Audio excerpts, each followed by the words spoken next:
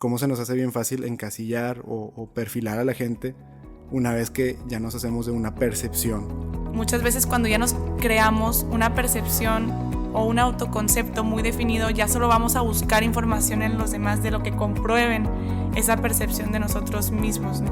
Una percepción se construye no solamente de una sola cosa o un solo factor. Cuando el niño empieza a diferenciar que es otro, que no es el mismo que la madre, es cuando empieza a crear su identidad, pero a través de la mirada de la madre. Con el prójimo todo es más difícil, sin embargo, sin él la existencia pierde su sabor. La vergüenza es un buen ejemplo para explicar relaciones humanas.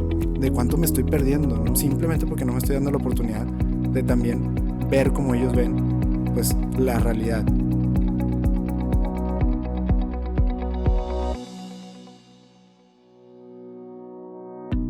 Bienvenidos a Más Allá de Mí, un espacio para encontrarnos con nosotros mismos y con Dios.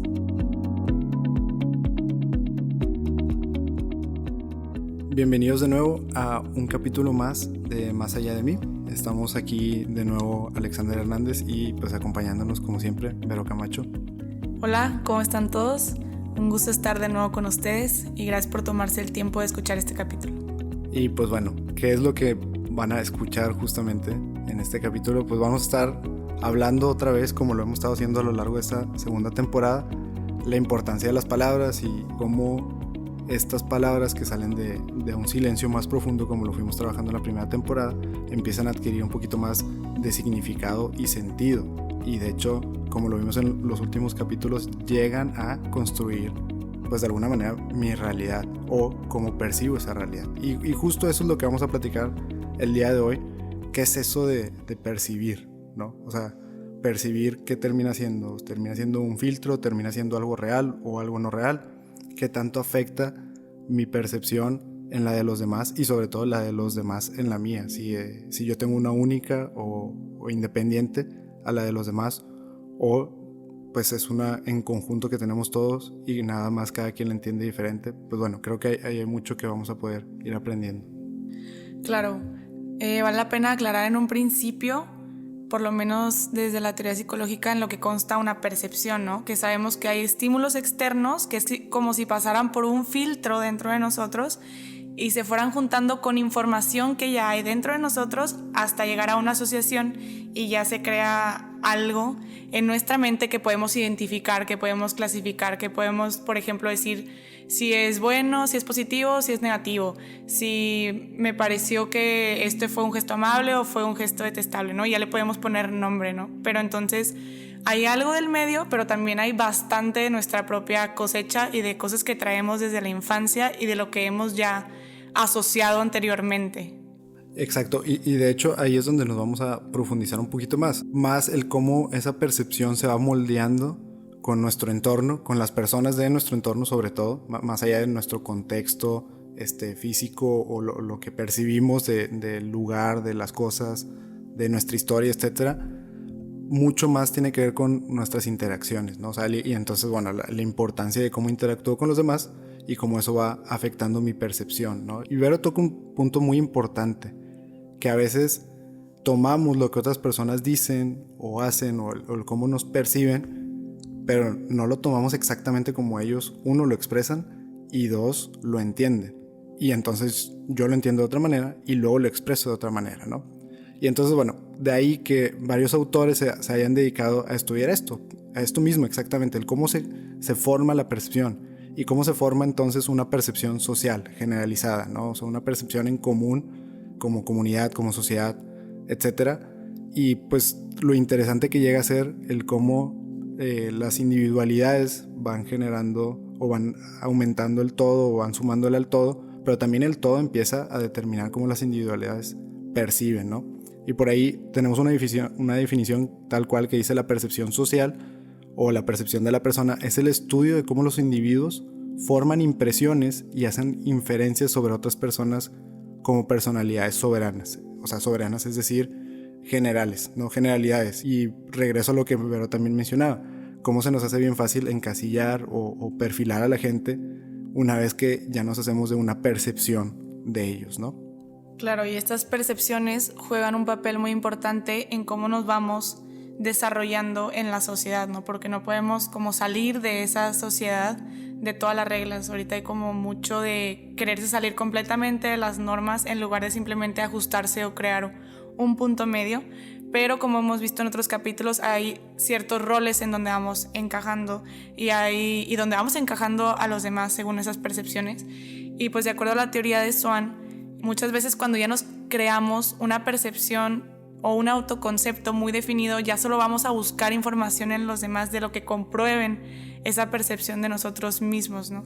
Entonces podemos estar un poquito sesgados y muchas veces no nos vamos a dar cuenta, y también hacia los demás. Desde ahí empiezan a estar estos prejuicios, y en un prejuicio a veces no nos damos cuenta porque conocemos a alguien y nos genera un sentimiento, y es como un sentimiento negativo, y ya muchas veces es casi visceral, ya ni siquiera nos damos cuenta de que es porque tenemos todo un concepto y toda una percepción sobre alguien más que es negativa. Entonces ya lo encasillamos en eso, entonces luego identificamos eso en los demás, y es como si nos protegiéramos. Entonces pues sí puede ser una visión transversada de esta percepción social, de esta percepción entre los demás, y es donde tenemos que tener algo como de cuidado. Exactamente, y de hecho ahí es donde pues también, así como tenemos que tenerle cuidado, pues también hay que entenderlo como algo funcional, ¿no? Y me ha gustado mucho cómo lo hemos platicado en estos capítulos de la segunda temporada, que a veces estas cosas se les da una connotación como muy negativa. Lo platicamos en el capítulo de las máscaras, ¿no? Pues ponerte una máscara es algo negativo, o sea, no te pongas máscaras. O lo que la gente te dice, sé tú mismo. Bueno, pues una máscara no es ni tú en esencia, pero tampoco es algo independiente de ti necesariamente. Es funcional, ¿no? Es algo que te permite interactuar, es algo que te permite permanecer y pertenecer en esta sociedad. Hay otra definición que me gusta mucho de Amanda McCleary, que habla sobre cómo también la percepción social se refiere a la identificación y el uso de señales sociales para emitir juicios sobre otras personas, que incluyen los roles sociales. Es decir, tiene una funcionalidad dentro de nuestra sociedad el tener una percepción, porque, y ella también aclara, este dominio también incluye el conocimiento social, que se refiere al conocimiento de los roles, normas y esquemas sociales que rodean a las situaciones e interacciones sociales. Es decir, mi percepción sí responde al cómo quiero funcionar dentro de esta sociedad y también cómo quiero interactuar, y a la vez me permite hacer eso. O sea, no solamente la percepción es un reflejo de la sociedad, sino también yo formo esa percepción, la construyo y interactúo y formo parte de la sociedad gracias a ella, ¿no? Y entonces no es algo que tengamos que quitarnos, ¿no? O sea, no es simplemente, bueno, me quito mis prejuicios y me quito todo lo que conocía antes, pues bueno, y entonces cómo interactúas, o todo como interactuabas está mal.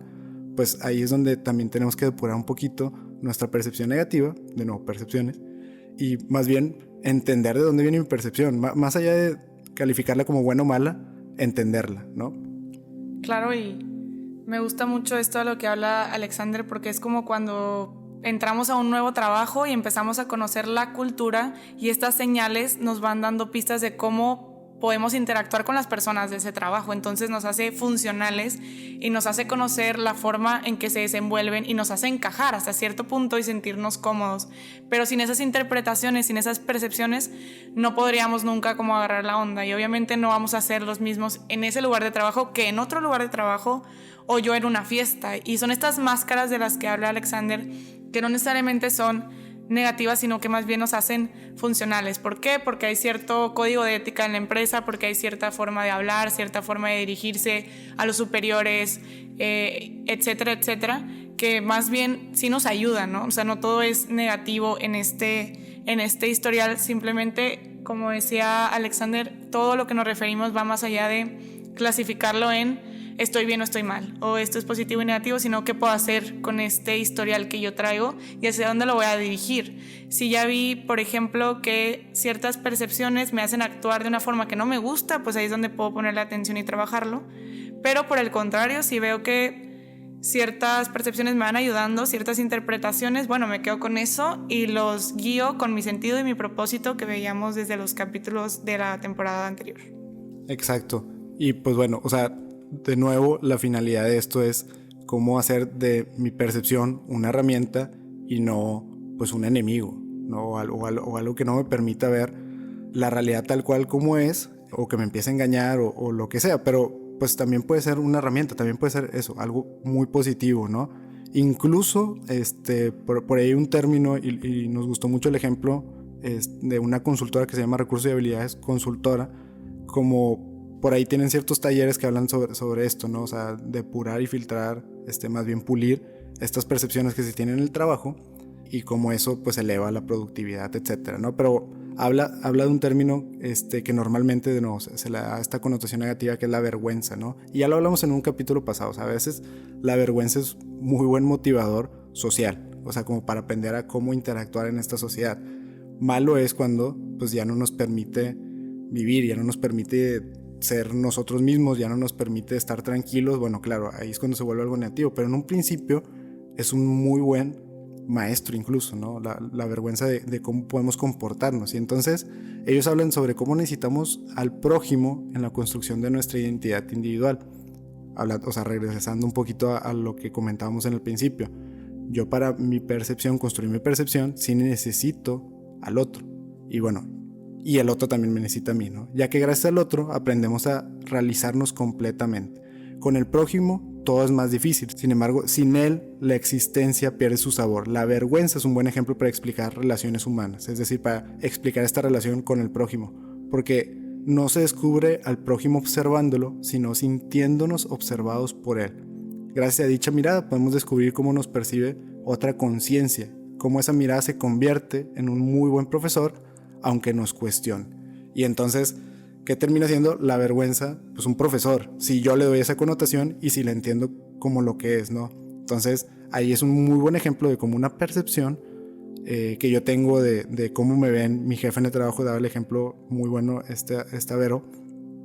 Ahí pues yo puede que no haga ciertas cosas en el trabajo que hago con mis amigos por vergüenza, pero a ver, pues en un principio pues y en cierta medida, en ciertas dosis, la vergüenza es algo muy bueno al parecer, porque pues entonces sí puedo desarrollarme como tendría que desarrollarme en un ambiente laboral y no pues como normalmente me desarrollaría tal vez en un ambiente más relajado, ¿no?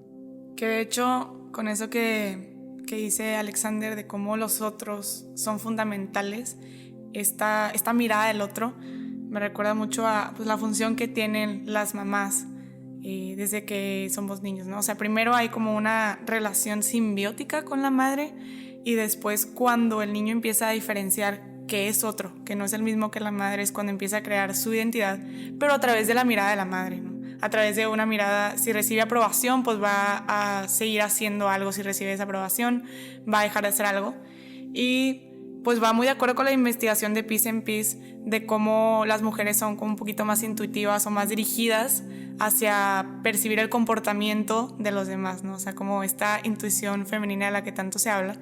Pero pues por lo tanto la familia sigue siendo este primer contexto, como hablábamos antes, donde se empieza a formar la identidad a través de la mirada del otro. Entonces yo sigo siendo a través del otro y poco a poco me voy desenganchando, pero pues claro que llega también una edad, como hemos visto, donde me empiezo a cuestionar qué tanto es lo que yo sí quiero tomar y qué tanto ya no va conmigo. O sea, lo que yo era dentro de mi familia, lo que yo era según la mirada de mis padres o de mis amigos, ¿no? O sea, como ir trabajando en esta individualidad, pero también tomar que estas percepciones que yo tengo de mí y de los demás también me ayudan, ¿no? O sea, como que no irnos a ningún extremo, por así decirlo. Exactamente. Y pues bueno, por ahí también va de la mano de lo valioso que es entonces sí escuchar al otro y aprender del otro para pues tener todavía una visión más completa o una impresión, una percepción mucho más profunda y completa, ¿no? De este mismo estudio que habla Vero, a mí algo que luego me llamó demasiado la atención es que comentaban que el cerebro femenino posee entre 14 y 16 áreas del cerebro destinadas a evaluar el comportamiento de los demás, mientras que el hombre solo tiene entre 4 y 6.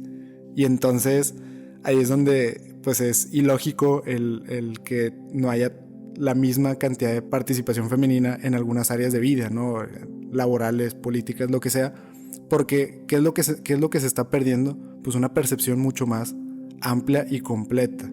Y así, con ese mismo ejemplo, podríamos irnos a muchos otros. O sea, ¿cómo puedo esperar que mi realidad solamente sea determinada por lo que yo pienso, por lo que yo creo? Y de cuánto me estoy perdiendo, ¿no? De cuánto feedback, de cuánto pues también input de otras personas, de otros compañeros, gente que conozco, gente que confío, gente que no confío, etcétera, simplemente porque no me estoy dando la oportunidad de también ver cómo ellos ven pues la realidad, como para formar algo mucho más completo, ¿no? Y pues bueno, de la mano de eso, creo que ya podríamos empezar a hablar de ciertos consejos de, bueno, y entonces como una percepción se vuelve una herramienta, cómo se vuelve algo que me ayuda en vez de algo que pues me nubla o algo que me sesga, ¿no? Y pues el primer consejo, y a mí me encantaría que lo vieran como de manera práctica, se resume en una fórmula que por ahí Cooper y Sawoff desarrollaron en 1998. Es una fórmula bien sencilla que tiene todo que ver con una percepción se construye, no solamente de una sola cosa o un solo factor. Y entonces ellos desarrollan una fórmula para hacerte ver o hacernos ver que una percepción puede ser algo mucho más completo siempre y cuando se tomen en cuenta más de un solo factor, ¿no? Y entonces, bueno, la fórmula es bien sencilla. Es PI, que es nuestra pues intuición práctica. La intuición práctica es esta primera percepción que tenemos, ¿no? O sea, esta intuición de cómo percibo a alguien que acabo de conocer, cómo percibo mi realidad inmediata o mi realidad cambiante y temporal, como mis primeras impresiones. Esa intuición práctica va a ser formada o va a aumentar en medida que yo sume mi atención a preguntar, que es Q, la fórmula empieza paréntesis A más Q, y luego eso multiplicado por C, que es curiosidad. Entonces, atención más preguntar multiplicado por curiosidad. Entonces, de entrada, ya la fórmula establece que la atención, que es algo que yo pongo de mi parte, más el preguntar, que es algo que tengo que pues enterarme de algo externo a mí, ¿no? Son respuestas que no tengo yo, y eso multiplicado por pues un interés. O sea, así yo resumiría curiosidad también, un interés por querer una percepción mucho más completa y mucho más amplia, y solamente así voy a poder asegurarme que mi percepción sea una herramienta que a donde yo llegue, las percepciones que vaya formando de las otras personas, de la situación, de un evento, sea algo mucho más completo, siempre y cuando tome en cuenta, la atención que yo le pongo, preguntar lo que me falta saber, lo que no sé y lo que no puedo saber de entrada, y eso sumado a un interés por querer saber, que creo que es también lo más importante, ¿no? Y el segundo consejo, tomado de lo que dice la psicóloga Cristina Mesa, va relacionado acerca de esta primera impresión que también nos habla Alexander, pero cómo tomar en cuenta que no siempre es real, no es objetiva, y tener cuidado en cómo juzgamos a los demás al momento de percibirlos de esa manera, porque también nos juzgan a nosotros, ¿no? Y también creo que es algo que nos va a ayudar mucho en nuestras relaciones interpersonales, porque claro que podemos controlar lo que nosotros vamos como procesando a los demás, pero no vamos a controlar cómo los demás vayan a percibirnos. Entonces, si yo tomo en cuenta que la forma en que me ve el otro tiene más que ver con él que conmigo, puedo llevar relaciones mucho más sanas y mucho más en paz, y dejar de como agregarle algo que no es mío, ¿no? O sea, como separar lo que es mío y lo que no. Y pues mucho de estas percepciones y estas palabras y de cómo juzgamos a los demás vamos a hablar un poco en el siguiente capítulo con una invitada especial, también ahí para que estén al pendiente.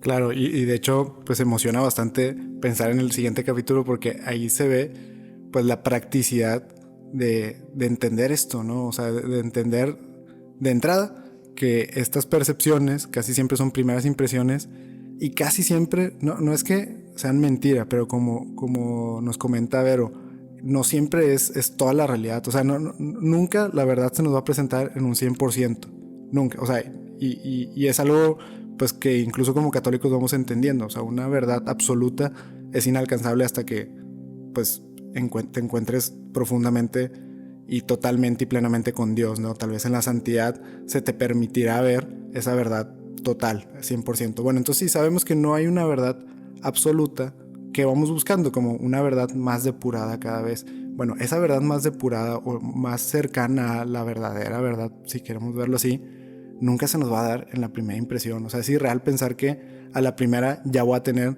toda la información, ya voy a tener todas las facetas, voy a tener todas las percepciones que se puedan tener.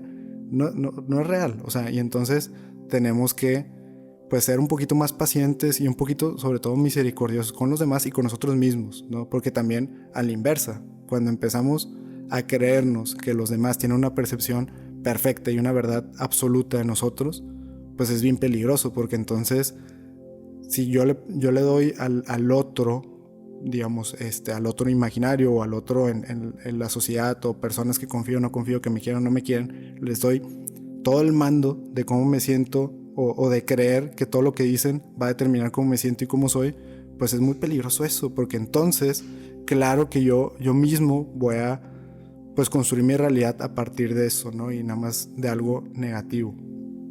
Sí, me gusta mucho esto que dice Alexander, como relacionándolo con el plano espiritual y cómo vamos depurando una verdad, como dejando de lado nuestras percepciones. Y es por eso que me gusta mucho cómo cuando te preguntan que si crees en el amor a primera vista, pues obviamente no. ¿Por qué? Porque cuando tú vas amando al otro, vas descubriendo y vas depurando una verdad del otro, poco a poco. Es como un proceso, o sea, es este proceso que habla Alexander, de ir conociendo más y más, e ir quitando percepciones propias, idealizaciones propias, y luego te vas quedando con lo que es verdadero, y eso es lo que empiezas a amar, ¿no? Y en este sentido de la vida que hablábamos, que es ir perfeccionando nuestra capacidad de amar, pues entre más práctica tengamos depurando nuestras propias percepciones, más vamos a ver al otro como es y no como nosotros vamos viendo a los demás o conociéndolos o proyectándonos en los demás, ¿no? Entonces todo se va como conectando, ¿no? Entre lo psicológico y la vida espiritual, y se hace como una armonía para conocernos más a nosotros mismos y para ir conociendo también más cómo es nuestra relación con Dios. Claro, y aquí me acuerdo mucho algo que platicamos con nuestros compañeros, los hermanos Cruz, Carlos y Javier, en otro podcast hermano que tenemos por ahí, Espadas de Papel. Les mandamos un fuerte saludo. Platicaba yo con ellos, porque luego ver en otro capítulo habla de otros temas, pero algo que yo platicaba con ellos era cómo el padre Larrañaga también habla de qué es el amor, ¿no? Y el amor que solamente se alcanza o lo entendemos plenamente pues en Dios, que Dios es amor. Y esa verdad del amor solo la vamos a entender en medida que no la aterricemos a este mundo y no le queramos dar una utilidad al otro. Y creo que esto aplica mucho en lo que estamos platicando ahorita, porque, pues bueno, y de la mano de lo que dice Vero, pues no puedo estar pensando a la defensiva todo el tiempo, al momento de hacer mis percepciones o al momento de ver a los demás o ver cómo ven los demás, porque entonces lo que estoy haciendo es le estoy buscando una utilidad a lo que me puedan decir, solamente una utilidad. Si no me funciona, si no me es útil, pues entonces no lo agrego a mi percepción. Y de hecho Vero lo comentó al principio del capítulo, a veces tenemos ese sesgo de solamente escuchar aquello que queremos escuchar y todo aquello que reafirma lo que yo me hice la idea, ¿no? Y entonces por eso es importante no hacer eso, o sea, más bien estar abiertos a, pues puede que alguien piense completamente diferente a mí, y eso no significa que él tenga la verdad o ella tenga la verdad y yo no, o al revés, que yo sí la tenga y la otra persona no la tenga. Pues no, o sea, muy seguramente la verdad es algo que van a construir entre las dos partes, ¿no? Entre las dos personas, ¿no? Y pues bueno, ya como para ir concluyendo, hay un par de autores, L. Greenberg y R. Greenberg, por ahí, si no me equivoco, son hermanos, y ellos hablan de algo que tiene que ser fundamental al momento de repasar nuestras percepciones. Ya hablamos en los consejos prácticos de cómo hacernos de primeras impresiones, cómo depurar o cómo pulir nuestras percepciones que vamos creando. Bueno, pero ¿qué onda con las que ya tengo, las que ya he formado, ¿no? Y entonces esas que ya he formado tienen que estar fundamentadas con 3 características. La primera, que es la originalidad, es aquello que permite vernos como una entidad separada y única, tanto a nivel corporal como emocional, gracias a un proceso de individuación, que de hecho ya lo comentaba Vero hace ratito. Y entonces, de entrada, mi percepción tiene que ser original como fundamento, es decir, una parte sí tiene que ser mía totalmente, porque si no, esa percepción seguramente es la percepción de alguien más. Si no tiene nada de mí, significa que es una percepción de alguien más, y entonces donde yo pierdo originalidad, esa percepción ya no es completa, porque pierde al menos una gran parte importante, que es lo que yo pueda pensar. El segundo fundamento sería La continuidad, que hace referencia a una integración temporal y posibilita que nos sintamos la misma persona a pesar de las circunstancias diversas y los cambios que se puedan ir produciendo a lo largo del tiempo. Es decir, tiene que tener cierta continuidad mi percepción, que no sea algo cambiante, que no sea hoy pienso algo y al día siguiente pienso completamente lo contrario.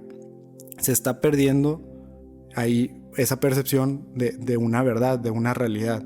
¿Por qué? Porque si es siempre cambiante significa que o está reflejando una realidad que es siempre cambiante, ok, que ahí tendría algo de sentido, pero si es una percepción de una persona, pues una persona no cambia segundo tras segundo o momento tras momento, cambia paulatinamente a lo largo de un cierto tiempo, y entonces si se pierde esa continuidad significa que yo no estoy respondiendo, no estoy viendo esta realidad como en verdad es, y más bien pues la estoy cambiando pues seguramente por algún sesgo, ¿no? Y el último fundamento sería la equivalencia, que permite considerarnos suficientemente parecidos a los demás, pero no igual, como para sentir que se forma parte de un grupo. Es decir, al final mi percepción, mi autopercepción también tiene que estar fundamentada en esta equivalencia.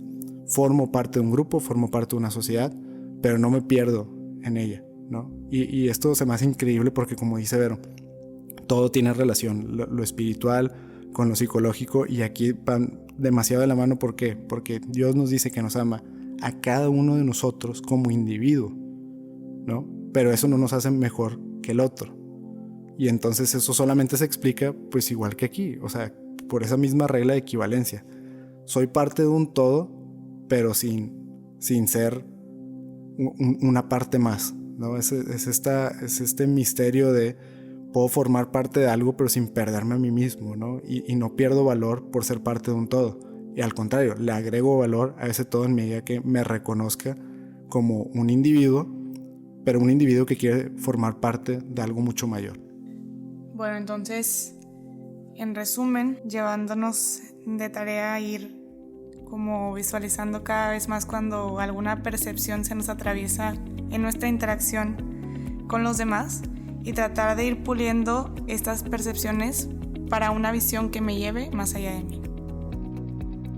Si te gustó este episodio, no dudes en buscarnos en nuestras redes sociales. Estamos en Instagram y en Twitter como @masallapodcast.